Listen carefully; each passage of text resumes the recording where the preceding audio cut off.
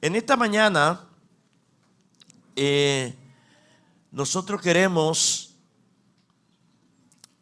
puntualizar un poco sobre la importancia de la resurrección.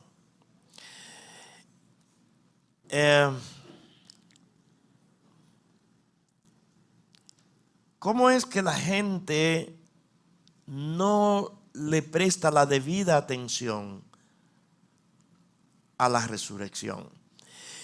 Y no solo la gente, cuando hablando secularmente, nosotros mismos, los hijos de Dios, no, como que no le damos la verdadera importancia que merece el reconocer que sin la resurrección de nuestro Señor, su sacrificio no hubiese tenido ningún valor. Eso lo dice la palabra. Entonces, ¿por qué estamos aquí y por qué estamos alabando y exaltando su nombre? Porque Él resucitó. Porque no estamos rindiendo culto a un Dios muerto, a un Dios, a un Cristo que lo crucifican todos los años y todos los años resucita. Rendimos culto a aquel que resucitó de una vez y por todas, y con su resurrección selló nuestra salvación, porque por eso somos salvos.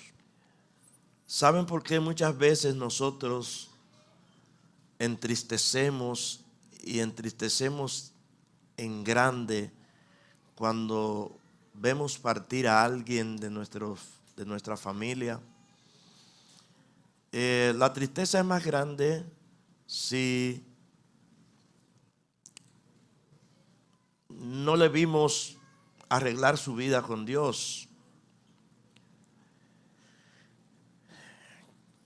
Que eso bien pudo haberse dado en el momento de la muerte de esa persona. Dios, su misericordia es tan grande que salva aún hasta una persona ya de aquel lado. El Señor puede salvarla, que lo ha hecho, y hay testimonios de eso. Pero nos resulta triste, doloroso y fuerte por no tener una clara idea y una convicción de lo que es la resurrección. La resurrección de nuestro Señor Jesucristo es lo que garantiza no solo el hecho de que vayamos a resucitar, sino también garantiza la validez del Evangelio. Sin la resurrección de Cristo no existiría el Evangelio. Y podemos ver algunos versos. Pero resulta que el Evangelio está sustentado precisamente por su resurrección. Porque de nada vale que sirvamos a un Cristo que murió, histórico, y que desapareció. Donde quiera que hay tumbas, mausoleos de grandes personajes de la historia, por ejemplo, nuestros padres de la patria, o quienes conocemos como nuestros padres de la patria, allí donde están sus restos, lo que hay es polvo, un polvillo. Pero no hay evidencia de que hayan resucitado. Pero Cristo sí, porque la tumba está vacía. La tumba está vacía. Y en el Evangelio de Jesucristo, esta parte es la que sustenta y sostiene. Esta es la espina dorsal del Evangelio. En el capítulo 15 de 1 Corintios, el apóstol Pablo, hablando a los hermanos de Corinto, le dice lo siguiente en el verso 1.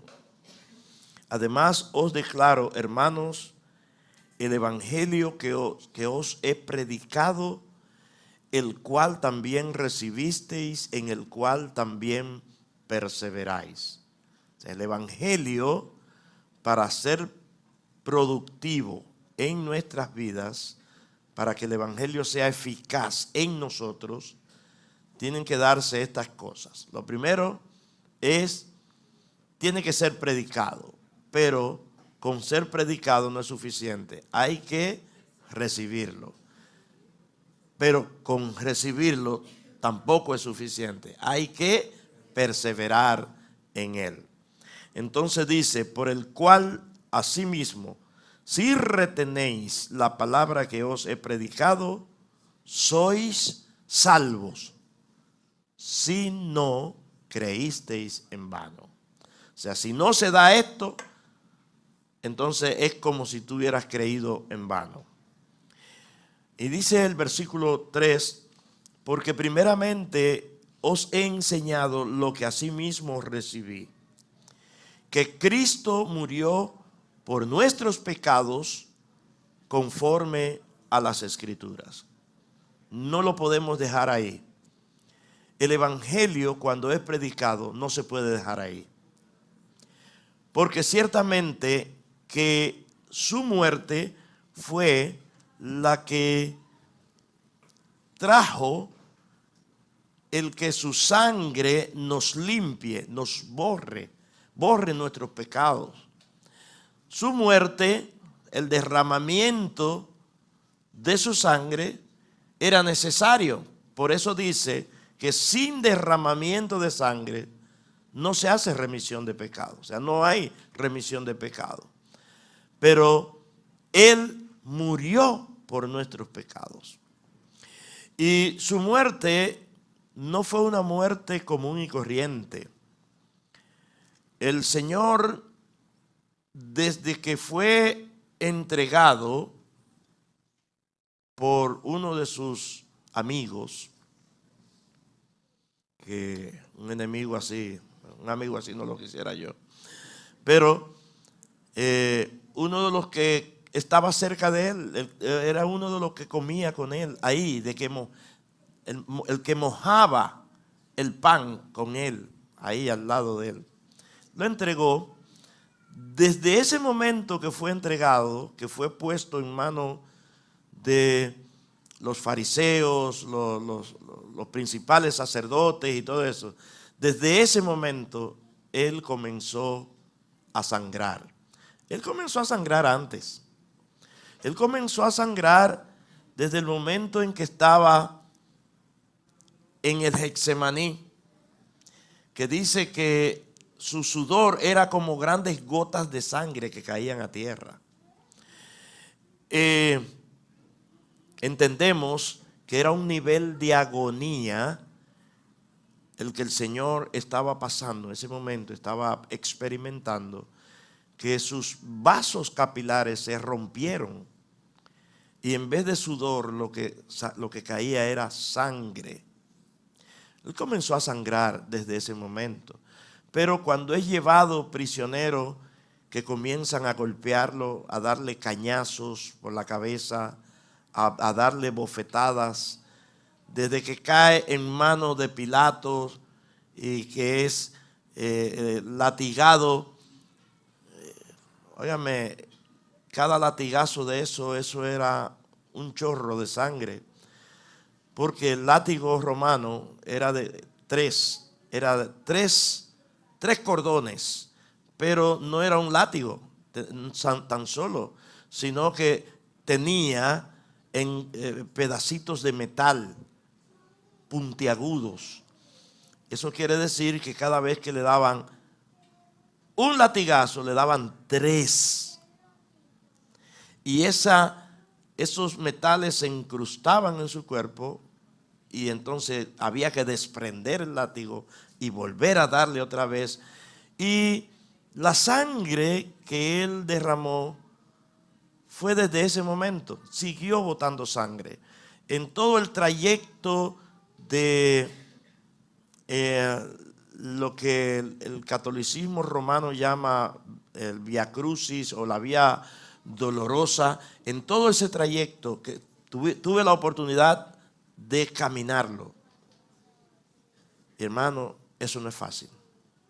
Caminarlo, y yo lo que tenía era una mochilita en la mano, y había momentos que tenía que tirarme en el suelo, porque eso es algo así, empinado.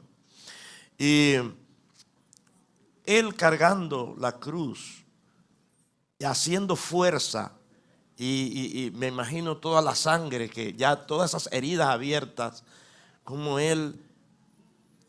Y llega un momento, hermanos, y ya todos conocen la historia, que allí en la cruz, allí en el madero, la falta de sangre era tan grande que dice la palabra que él tuvo sed. Le dieron a beber vinagre mezclado con hiel. Era algo como para calmar, como un calmante, como una droga, pero no. Pero llegó un momento cuando ya su cuerpo había derramado la última gota de sangre.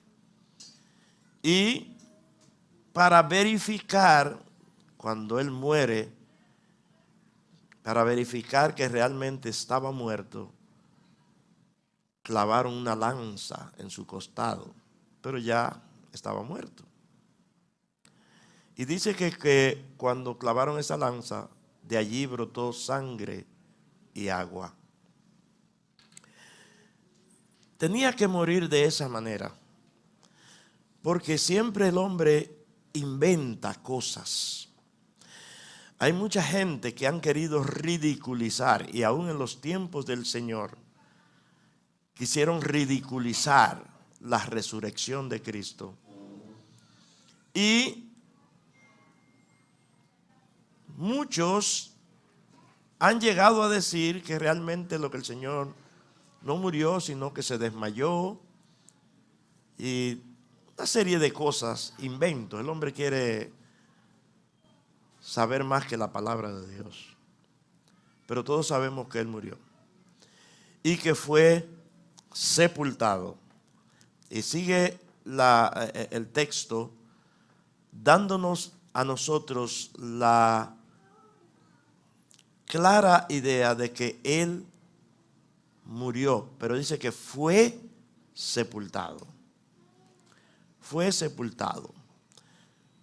Y no se quedó allí en la tumba, sino que dice que al tercer día Él resucitó.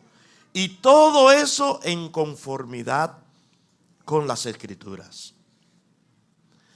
Hay uno de los profetas del Antiguo Testamento que es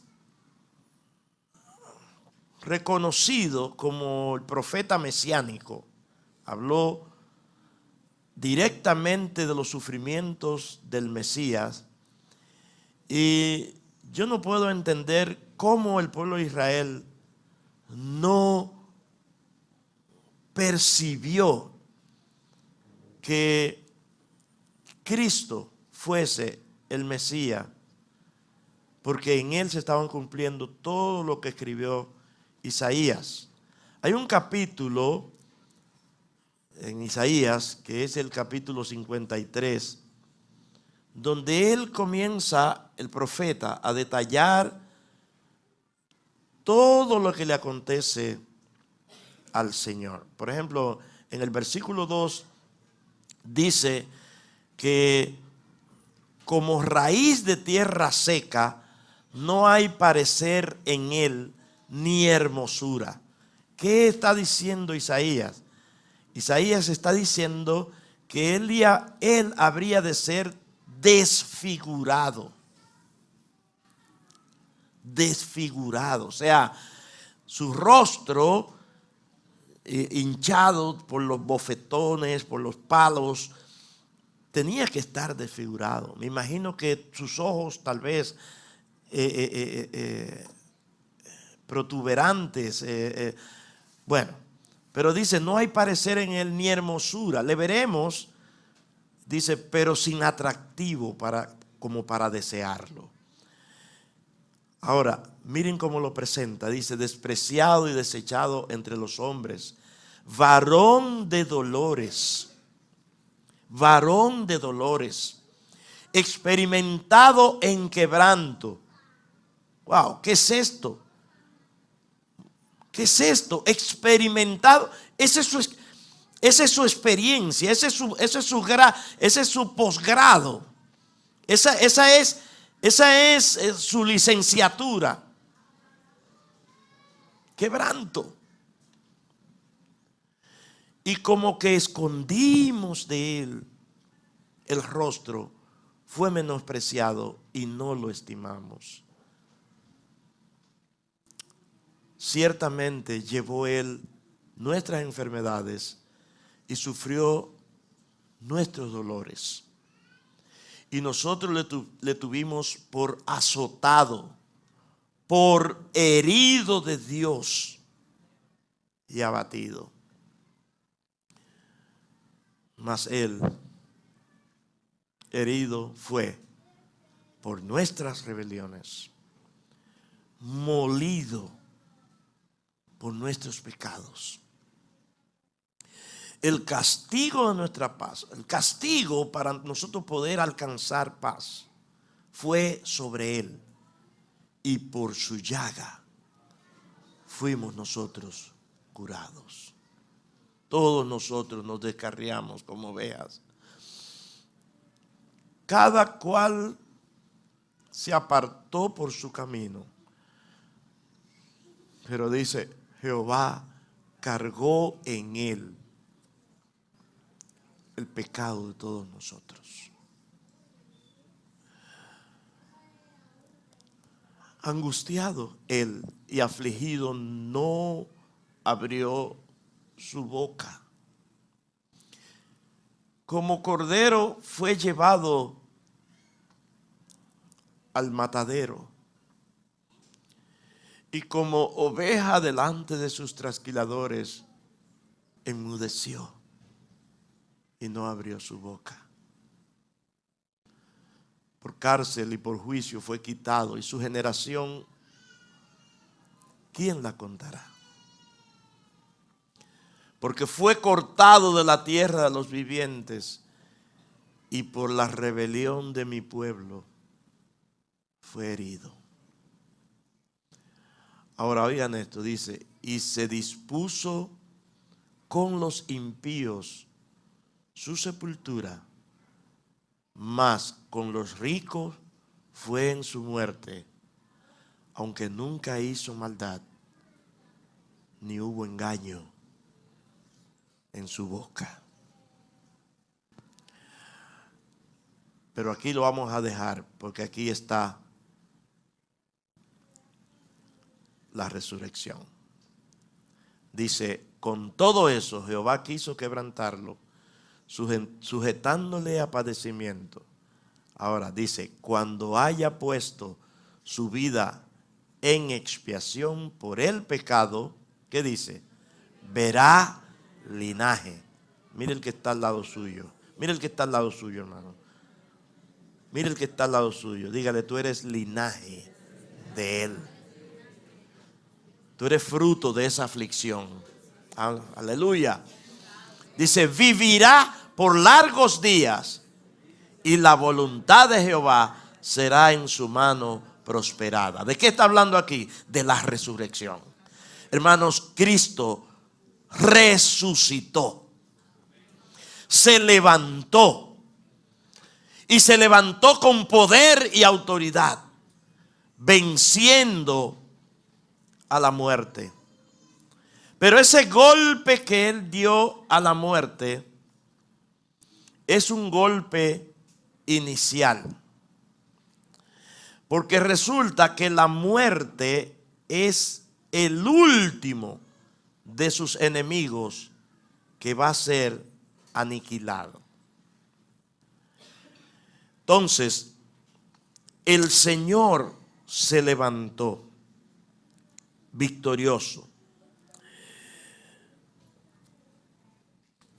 Dice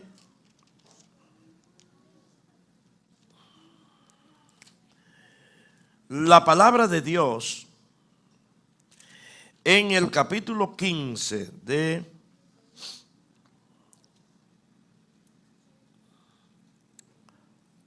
Primera Corintios.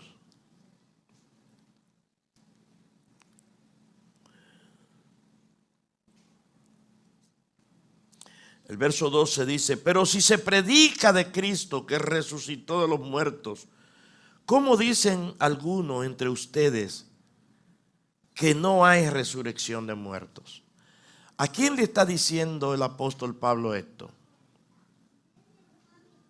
¿A quién le está diciendo eso? A los corintios.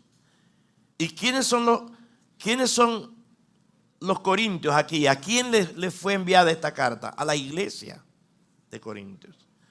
Eso quiere decir que dentro de la iglesia habían personas que decían que no había resurrección.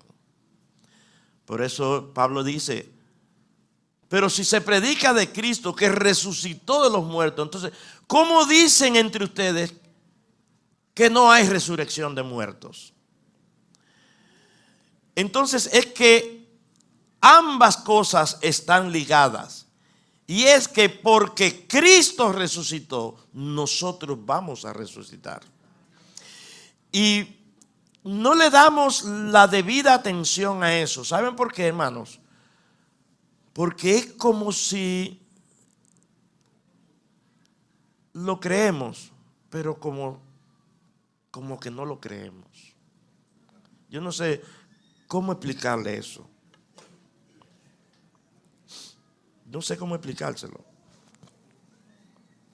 Mi papá, cuando predicaba, en uno de sus mensajes, yo recuerdo un mensaje de él, cosas que creemos, pero como que no la creemos. Y él fue desglosando todas las cosas que nosotros la creemos, pero vivimos como que no la creemos. Entonces, ¿qué pasa con nosotros? Que nos sumergimos en el ambiente del mundo, en ese aspecto. Por ejemplo, en estos días, nuestra nación vivió momentos muy tensos,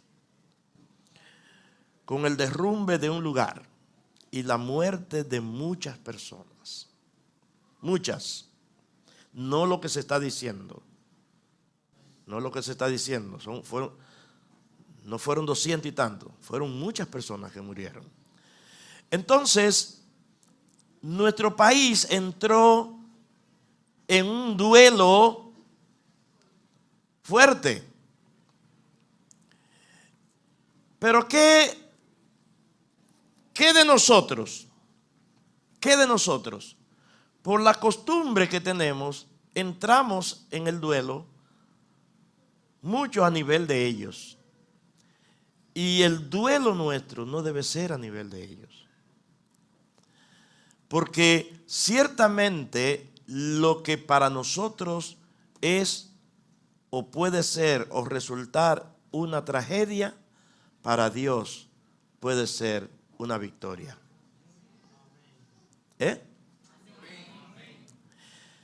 Sé y estoy plenamente convencido, haciendo uso del método científico y partiendo de lo particular a lo general. Si esporádicamente escuchamos testimonios de personas, como es el caso de un joven que llama a su madre y a su familia y dice: yo me convertí hace tanto tiempo, pero hoy yo nací de nuevo. Así que no se preocupen por mí, Si muero, que efectivamente murió, yo estaré con el Señor. Estaré bien, estaré en victoria. Y yo agarro de ahí, como agarro de otros más. Por lo tanto, aquel derrumbe, aquella tragedia, yo la considero como una cosecha de salvados. Y tengo la plena convicción en mi espíritu de que un alto porcentaje de los que murieron se fueron con el Señor. Nosotros lo vemos como una tragedia. Es una tragedia. Eso es una convicción en mi espíritu, porque nosotros no tenemos ni calidad ni cualidad de decir quién se salva y quién se pierde. Lo que sí yo sé una cosa, y es que la misericordia del Señor está por encima de todo y por encima del juicio. Su misericordia está por encima del juicio. Y Él salva al más vil pecador, aunque sea de aquel lado de la muerte. Y nosotros decimos, antes de morir, no. Aún la persona puede estar ya de aquel lado y Dios puede traer salvación a esa persona. Porque la muerte no es lo que nosotros pensamos. Por lo tanto, Dios le sacó ventaja a aquello. No lo provocó. Dios no lo provocó. Aquella gente que estaba allí estaba en otra cosa, que no era un culto a Dios. Pero habían muchos allí que le habían servido al Señor y se habían apartado. Y usted puede estar seguro que en el momento de su partida clamaron al Señor y el Señor los recibió. Ese es el Dios al que yo le sirvo. Un Dios de amor, de misericordia. Y nosotros, como hijos de Dios que somos, tenemos que representarlo a Él y ser parecidos a Él. El problema de nosotros es que nosotros juzgamos antes que aferrarnos a la misericordia de Él, emitimos juicio. Emitimos juicio. Por lo tanto, Dios le saca ventaja a todo eso. ¿Cuántos creen eso? Amén. Dios pudo haber evitado que eso pasara. Claro que sí. Pudo haber evitado eso. Pero eso habría entonces que trabajar cada persona que estaba allí.